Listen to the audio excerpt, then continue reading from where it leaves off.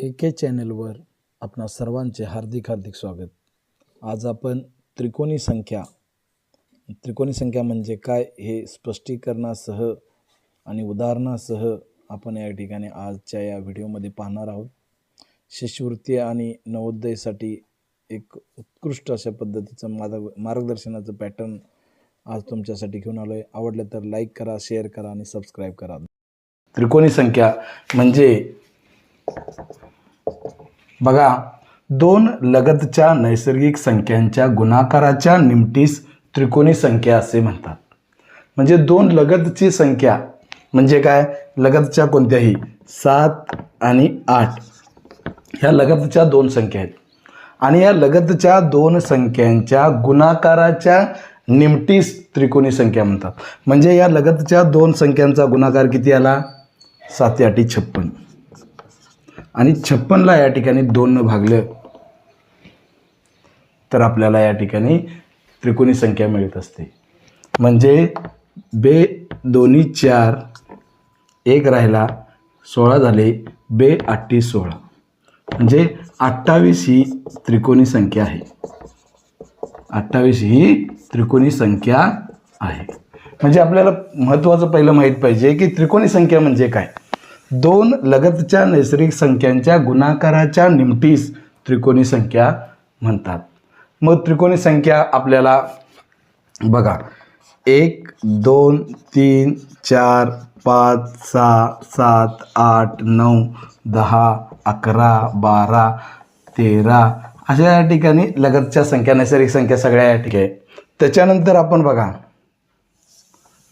2 आणि 3चा गुणाकार करायचा. लगतच्या संख्या आहे, 2 आणि 3चा गुणाकार केला, 2 त्रिक 6 आणि 6ला जर 2 न भागलं तर येते किती, 3. म्हणजे 3 ही त्रिकोणी संख्या आहे. बघा पुढं 3 आणि 4 यांचा गुणाकार करायचा, 3 चौक 12 आणि 12ला या ठिकाणी 2 न भागलं तर किती येते, 6. 6 ही त्रिकोणी संख्या आहे. 28 ही त्रिकोणी संख्या झाली. तसंच 8 आणि 9, 8 9 72, 72ला या ठिकाणी 2 न भागलं तर बघा किती येते, म्हणजे ही 36 ही त्रिकोणी संख्या आहे. त्याच्यानंतर 8 आणि 9चं झालं, 9 आणि 10चा या ठिकाणी गुणाकार केला, 9 10 90, 90च्या या ठिकाणी भागिले 2 केलं. निमतीस म्हणजे निम्मे करणे. निमतीस या ठिकाणी म्हणजे लक्षात घ्या, हे निमतीस हे भागिले 2 करतोय म्हणजे मी निम्म करतोय याचा अर्थ आहे. लक्षात घ्या, तुमच्या लक्षात आलं पाहिजे. निमतीस म्हणजे या ठिकाणी त्याला निम्म करतोय, म्हणजे निम्म म्हणजे त्याला 2 न भागतोय, म्हणजे 2 समान भाग होतात त्याची, त्याला निम्म म्हणतात. मग आता 9 10 90 झालं, 90ची निम्म म्हणजे निमती, म्हणजे 90ची निमती जर काढायची असतं तर 90ला 2 न भागायचं, 2 चौक 8, 1 राहिला, 10 झाले, 2 पंचे 10 45. 45 ही त्रिकोणी संख्या. म्हणजे पहिल्यांदा आपल्याला त्रिकोणी संख्या म्हणजे काय आणि त्रिकोणी संख्या कशा मिळतात हे आपल्याला पहिल्यांदा माहीत झालं पाहिजे. 45च्या पुढची या ठिकाणी त्रिकोणी संख्या कोणती, मग 10 आणि 11चा या ठिकाणी गुणाकार करायचा. 10 आणि 11चा गुणाकार, मग 10 आणि 11चा 10 आणि 11ला गुणलं तर किती, 11 आहे 110 आणि 110चे निम्म करायचं झालं तर भागिले 2 करायचं. बेला ह्याला जात नाही, 2, 2 पंचे 10, 1 राहिला, 11तनं या ठिकाणी 10 गेले, 1 राहिला, 1 आणि हे 0 मिळून या ठिकाणी 10 ही संख्या तयार होते. 2 पंचे 10 म्हणजे 55 ही त्रिकोणी संख्या. म्हणजे ह्या सगळ्या त्रिकोणी संख्या आहेत. मग त्रिकोणी संख्याची संकल्पना पहिल्यांदा तुम्हाला माहीत पाहिजे. त्रिकोणी संख्या म्हणजे काय, तर दोन लगतच्या नैसर्गिक संख्यांच्या गुणाकाराच्या निमतीस त्रिकोणी संख्या म्हणतात. तर n गुणिले कंसात n अधिक 1 कंस पूर्ण भागिले 2 बरोबर या ठिकाणी त्रिकोणी संख्या. आता n म्हणजे इथं नैसर्गिक संख्या आहे. n म्हणजे काय, तर नैसर्गिक संख्या. आता 1 पासून या ठिकाणी क्रमानं दिलेल्या संख्यांची जर बेरीज केली तर देखील आपल्याला त्रिकोणी संख्या मिळते. आता 1 2 3 4 5. आता यामध्ये या सगळ्या संख्यांची बेरीज केली तरी आपल्याला या ठिकाणी त्रिकोणी संख्या मिळते. 1 आणि 2 3, 3 आणि 3 6, 6 आणि 4 10, 10 आणि 5 15. 15 ही त्रिकोणी संख्या आहे. 15 ही काय आहे? त्रिकोणी संख्या आहे. म्हणजे क्रमशः कितीही 1 2 3 4 5 6 7 8 याची या ठिकाणी यांची क्रमशः संख्यांची बेरीज केली तर येणारी जी संख्या असेल ती देखील त्रिकोणी संख्या असणार. म्हणजे बघा आता 1 आणि 2 3, 3 आणि 3 6, 6 आणि 4 10, 10 आणि 5 15, 15 आणि 6 21, 21 आणि 7 28, 28 आणि 8 28 आणि 8 किती 36. ही 36 देखील त्रिकोणी संख्या आहे. म्हणजे लक्षात घ्या यांची बेरीज केली 3 आलं. 3 ही त्रिकोणी संख्या. यांची या क्रमागत म्हटल्यानंतर क्रमाने म्हटल्यानंतर ह्या तिन्हींची बेरीज केली 6 आलं त्रिकोणी संख्या. 1 ते 4ची बेरीज केली 10 आलं त्रिकोणी संख्या. 1 ते 5ची बेरीज केली 15 आलं त्रिकोणी संख्या. 1 ते 6ची बेरीज केली 21 आलं त्रिकोणी संख्या.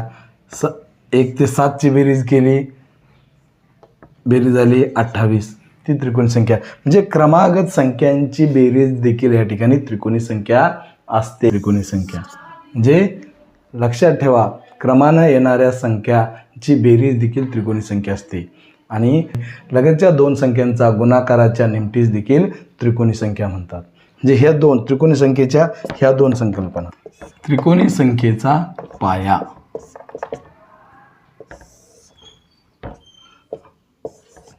तर पाया याच्या लक्षात येईल काय त्रिकोणी संख्येच्या दुपटीतून जाणाऱ्या मोठ्यात मोठ्या वर्ग संख्येचे वर्गमूळ हा त्या त्रिकोणी संख्येचा काय असतो? पाया असतो. हा त्या त्रिकोणी संख्येचा पाया असतो. लक्षात घ्या. म्हणजे काय तर आता बघा 45 या त्रिकोणी संख्येचा पाया किती?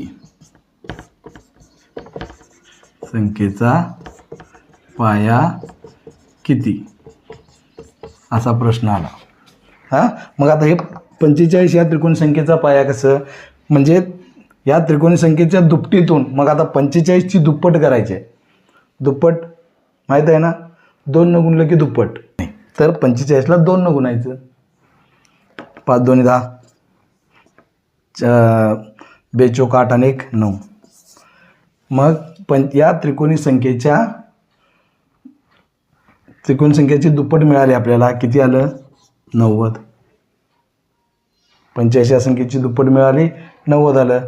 तर दुपटीतून जाणाऱ्या मोठ्यात मोठ्या आता इथं 90 आहे 90पेक्षा लहान. आता इथं वर्ग पाठ पाहिजेत आपल्याला सगळ्यांचे वर्ग पाठ पाहिजेत. वर्ग पाठ असले तर आपल्याला लवकर लक्षात येणार आहेत.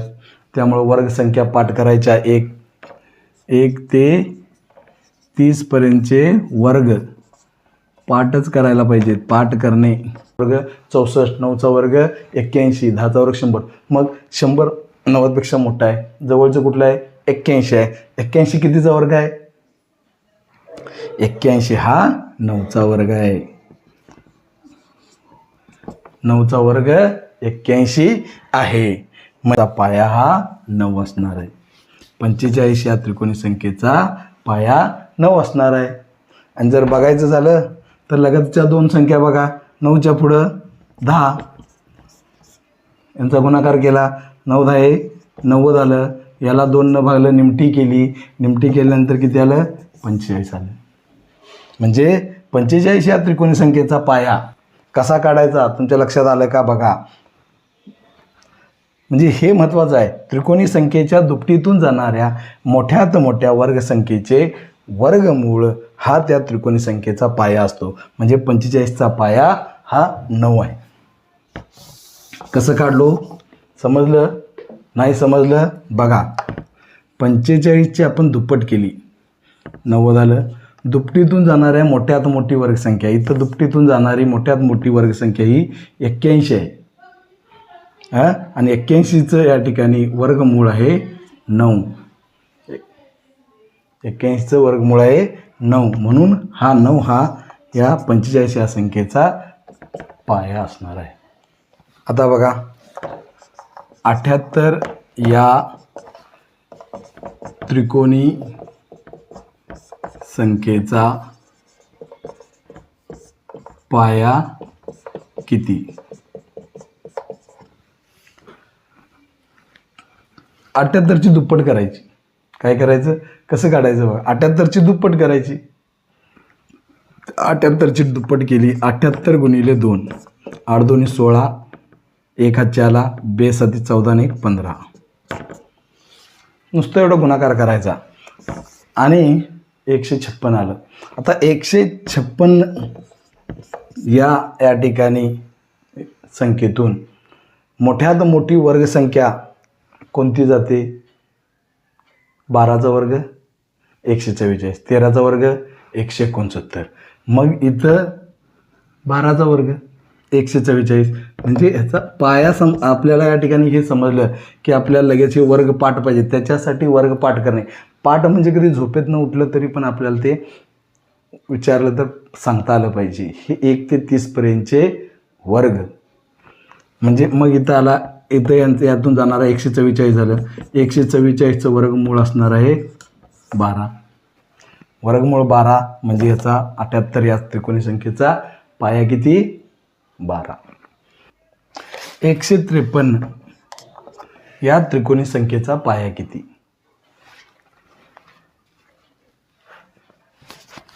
आता बघा 153 या त्रिकोणी संख्येचा पाया किती? मग आपल्याला काय करायचं पाहिजे? 153ची दुप्पट करायला पाहिजे. दुप्पट करायचं म्हणजे 2 ने गुणायचं. 153ला 2 ने जर गुणलं तर 2 त्रिक 6, 2 पंचे 10, 10 0 हातच्या 1, 2 एके 2 आणि 1 3, 306. मग 306 च्या जवळून जाणारी मोठ्यात मोठी वर्गसंख्या कोणती? तर ती येते 289. मग 289 या संख्येचा वर्गमूळ असणार आहे 17. 289चा वर्गमूळ किती? 17. म्हणजे 17 हा या 153 या त्रिकोणी संख्येचा पाया. एवढं समजलं असेल? ठीक आहे. 21 पाया असलेली त्रिकोणी संख्या कोणती? हे जर काढायचं झालं तर काय आहे आपल्याला या ठिकाणी 21च्या पुढची नैसर्गिक संख्या कोणती? 22. त्याला या ठिकाणी 2 न भागायचं. त्याला 2 न भागायचं. लगतच्या 2 नैसर्गिक संख्यांच्या गुणाकाराच्या निमटीस त्रिकोणी संख्या म्हणतात. मग त्रिकोणी संख्या कोणती विचारले? 21 पाया दिलाय, त्याचं या ठिकाणी केलं तर आपल्याला या ठिकाणी कळणार आहे. म्हणजे यांचा गुणाकार करायचा, निम्म करायचं. 231 ही त्रिकोणी संख्या मिळते. 231 ही त्रिकोणी संख्या. त्याच्यासाठी आपल्याला त्रिकोणी संख्या म्हणजे काय, पाया म्हणजे काय हे जर आपल्याला समजलं, कोणत्याही पाया असलेल्या त्रिकोणी संख्या आपल्याला काढता येते. कोणत्याही संख्येचा त्रिकोणी संख्येचा पाया देखील आपल्याला काढता येतो. 15 पाया असलेली त्रिकोणी संख्या कोणती?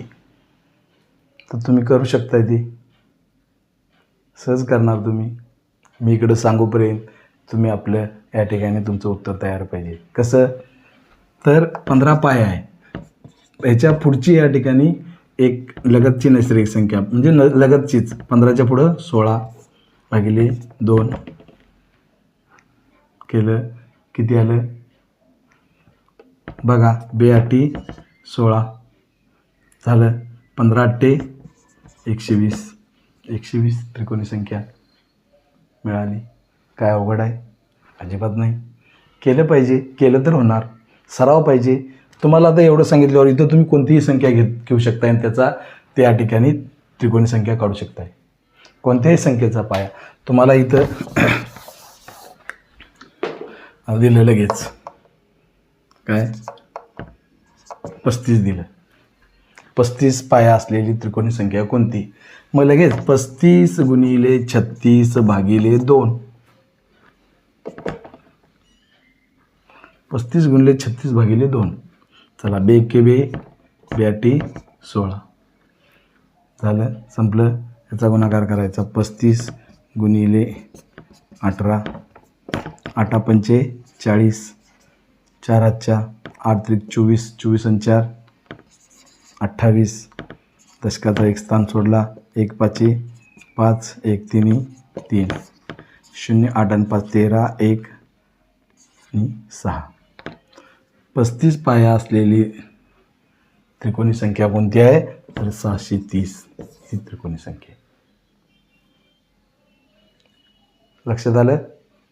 यालाच पाहिजे, ध्यान देऊन करायला पाहिजे, सराव करायचा. मग इथं नुसतं आपण संख्या बदलायच्या आणि 10 उदाहरणं तयार करून उद्या आणायचं. उद्या दाखवायचं मला. 8च्या पुढची संख्या 9, 8 9 72 ला या ठिकाणी निम्म करायचं. 72 आलं, निम्म केलं. 2 चोक 8, 9 चोक 36. झालं, 36 ही त्रिकोणी संख्या मिळाली.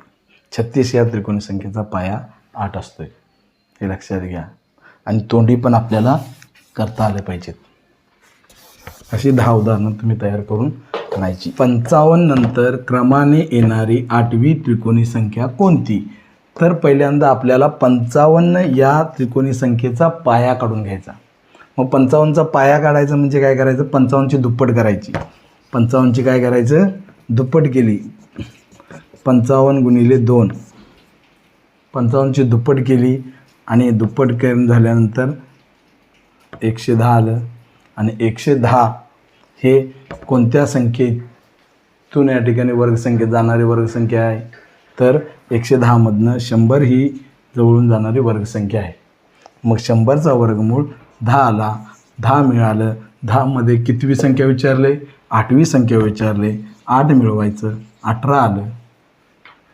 आणि मग 18 मिळाल्यावर आपल्याला वर्गसंख्या त्रिकोणी संख्या काढायची आहे. 18 गुणिले 19 नजीकचे त्रिकोणी संख्या म्हणजे काय हे लक्षात आलं असेल तर तुम्हाला या ठिकाणी सहज. त्रिकोणी संख्या म्हणजे लगतच्या 2 नैसर्गिक संख्यांच्या गुणाकाराच्या निमतीस त्रिकोणी संख्या म्हणतात. मग 18 आलं, 18च्या पुढची लगतची संख्या 19, यांचा गुणाकार केला आणि गुणाकाराच्या निम्म केलं म्हणजे भागलं 2 तर 171 आलं.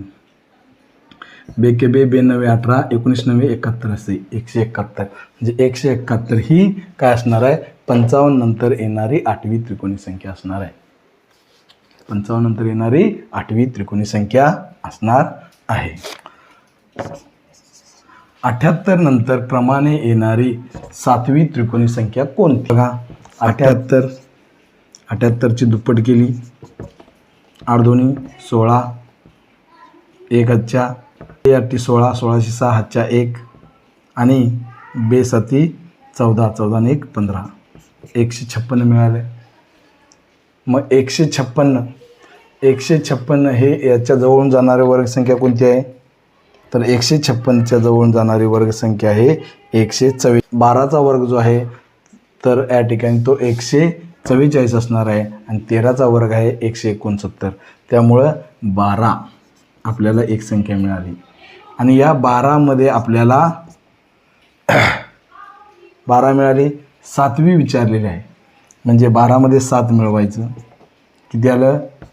19 आलं. आणि मग आपल्याला त्रिकोणी संख्या काढायची. 19 गुणिले 20 भागिले 2. मग याला बेके बे 0 आहे तर 10 राहिले. 19 10 190. 78 नंतर क्रमाने येणारी 7वी त्रिकोणी संख्या ही 190 असणार आहे.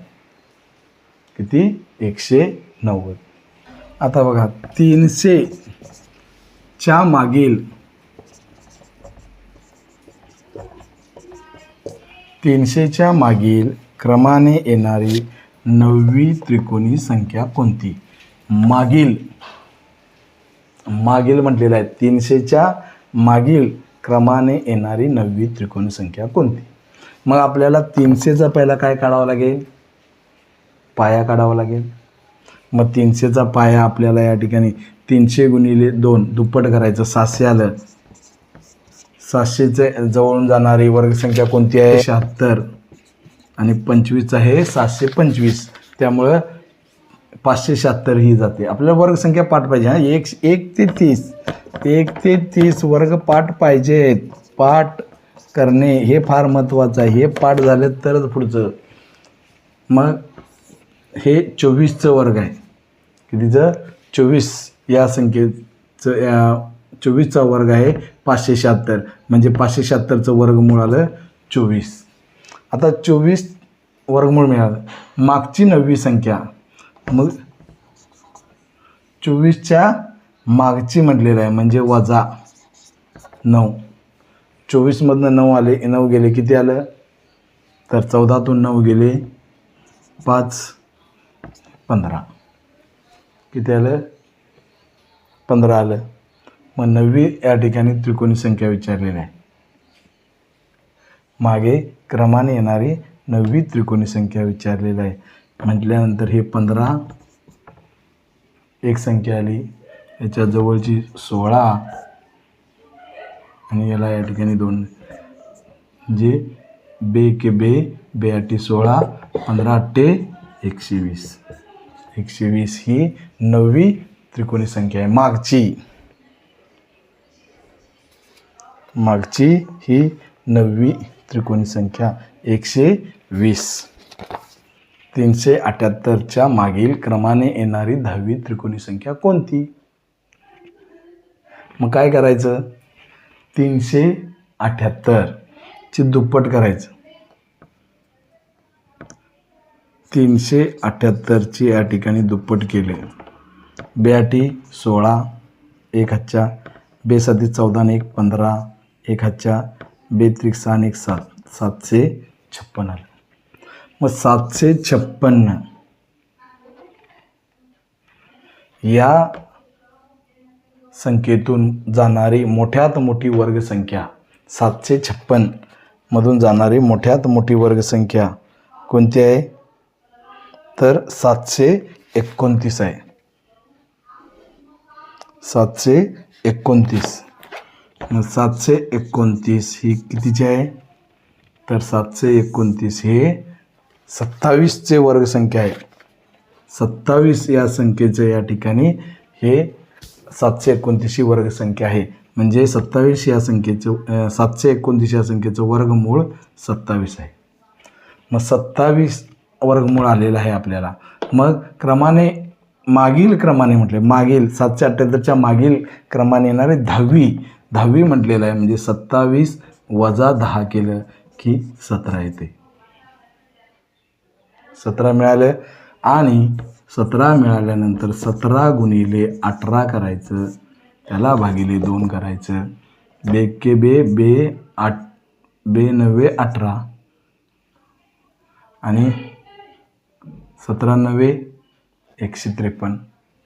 मग 378च्या मागील क्रमाने येणारी 10वी त्रिकोणी संख्या ही 153. आता इथं बघा, हा देखील प्रश्न हा त्रिकोणी संख्येवरच आहे. म्हणजे व्यासपीठावर एकूण 12 पाहुणे होते, त्यापैकी प्रत्येकाने प्रत्येकाशी एकदा हस्तांदोलन केले तर एकूण किती हस्तांदोलने होतील. तर इथं प्रत्येकाने प्रत्येकाशी, मग हे 12 माणसं आहेत, किती आहेत, 12 पाहुणे आहेत. मग 12 जणांनी प्रत्येकाने प्रत्येकाशी 12 पाहुणे होते, पण प्रत्यक्षात 11 जणांशी हस्तांदोलन करणार आहे प्रत्येकजण. किती, प्रत्येकजण 11 जणांशी करणार आहे. कारण स्वतः कोण करणार नाही हे लक्षात आहे. कारण इथं प्रत्येकाने प्रत्येकाशी हस्तांदोलन करायचं आहे आणि ते पण एकदा. महत्त्वाची तेवढं लक्षात ठेवायचं. त्याच्यापेक्षा एक म्हणजे हस्तांदोलन हा विषय आला तर एक काय करायचं, वजा करायचं. का ते आता तुम्हाला सांगितलं की प्रत्येकजण, आता जर प्रत्यक्षात आपण इथं जर 12 जण जमलो तर आपण प्रत्येकाला 11 जणांना हस्तांदोलन करू शकतो. 13 जण असतील तर 12 जणांचे हस्तांदोलन करू शकतो. 20 जण असतील तर 19 जणांना हस्तांदोलन करू शकतो. म्हणजे हे लक्षात ठेवलं पाहिजे. मग केलं आपल्याला या ठिकाणी माहीत आहे नजीकच्या दोन या ठिकाणी नैसर्गिक संख्यांच्या गुणाकाराच्या निमतीस काय म्हणतात? त्रिकोण संख्या म्हणतात. म्हणजेच काय 12 गुणिले 11 केलं, 12 गुणिले 11 केल्यानंतर आलं किती तर आणि भागिले 2 करायचं. बे के बे सक्क 12, 11 सक्क 66. तर 66 हस्तांदोलने होतील. किती हस्तांदोलने होतील? 66 हस्तांदोलने होतील. ह्याच्यावर दुसरा प्रश्न येऊ शकतो. बघा इथं समजा 15 पाहुणे होते, प्रत्येकाने प्रत्येकाशी एकदा हस्तांदोलन केले तर किती हस्तांदोलने होतील? तर इथं 15 जण आहेत, 14 जणांचे हस्तांदोलन होणार, स्वतः होणार नाही. 15 गुणिले या ठिकाणी काय केलं? 14 केलं आणि भागिले 2. बे के बे साती 14, 15 सत्ते 105. म्हणजे 15 पाहुणे असतील तर 105 हस्तांदोलने होतील. हस्तांदोलन लक्षात आहे का? बघा, हस्तांदोलन म्हणजे शेक हँड करणे, हात देणे, एकमेकाला हात मिळवणे, हस्तांदोलन करणे, एकमेकाला हात देणे. खेळाडू मैदानावर करतात बघा, कबड्डीच्या खेळाजवळ कबड्डीच्या मैदानावर 7 खेळाडू होते, विरोधी संघाचे 7 खेळाडू होते. प्रत्येकाने प्रत्येकाशी एकदा हस्तांदोलन केले तर किती हस्तांदोलन होतील? म्हणजे खेळाडू किती आहेत? एका गटाचे 7 आहेत, दुसऱ्या गटाचे 7 आहेत, म्हणजे 14 खेळाडू आहेत. किती खेळाडू आहेत? 14 खेळाडू आहेत. मग 14 खेळाडू आहेत ते तर प्रत्येकाला किती? तर 14 खेळाडू आहेत. प्रत्येकाने प्रत्येकाशी हस्तांदोलन केलं, स्वतः होणार नाही, तर एकाचे हस्तांदोलन होतील 13. किती होतील? 13. 13 आणि 14 यांचा या ठिकाणी गुणाकार करायचा, भागिले 2 केलं की आपल्याला 13 सत्ते 91, 13 सत्ते 91, 3 सत्ते 21, 2 7 91 हस्तांदोलन होते. किती होतील? 91 हस्तांदोलन. आता एका टेनिसच्या स्पर्धेत एकूण किती खेळाडू आहेत? 10 खेळाडू आहेत. प्रत्येकाने प्रत्येकाशी या ठिकाणी एकदा सामना खेळाय. प्रत्येकाने प्रत्येकाशी म्हणजे 10 खेळाडू आहेत, सगळे धरून 10 खेळाडू आहेत. म्हणजे 9 जणांशी खेळणार आहे एक जण का तो पण खेळणार आहेत त्याच्याबरोबरच नाही ना, हे महत्त्वाचं आहे. तर आणि त्याला या ठिकाणी 2 भाग आहेत. तर बे के बे पंचे 10, 5 9 45. किती सामने होणार आहेत? 45 सामने होणार आहेत. किती सामने खेळले? तर 45 सामने. स्पर्धेत किती सामने खेळले गेले? तर 45 सामने खेळले गेलेले आहेत. बुद्धिबळ खेळाचे प्रश्न कधीही पूर्ण वाचायचा, समजपूर्वक वाचायचं. प्रश्न नेहमी समजपूर्वक. बुद्धिबळ खेळाच्या स्पर्धेत काही खेळाडूंनी, इथं खेळाडू दिलेले नाहीत, काही खेळाडूंनी सहभाग घेतला होता. त्या स्पर्धेत प्रत्येक खेळाडूचे एकदा सामना या ठिकाणी प्रत्येक खेळाडूंनी एकदा सामना खेळलेला आहे.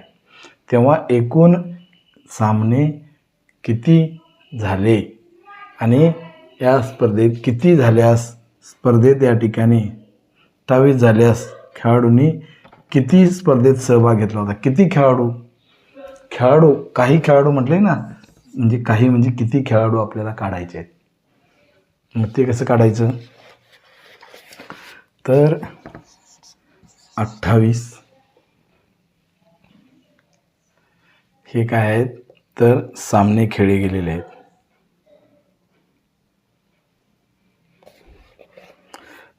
28 गुणिले या ठिकाणी 2 करायचं, दुप्पट. 28 दुनी 56 आलं.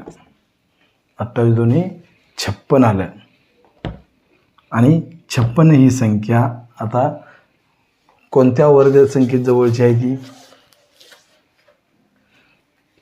तर 56 ही 49.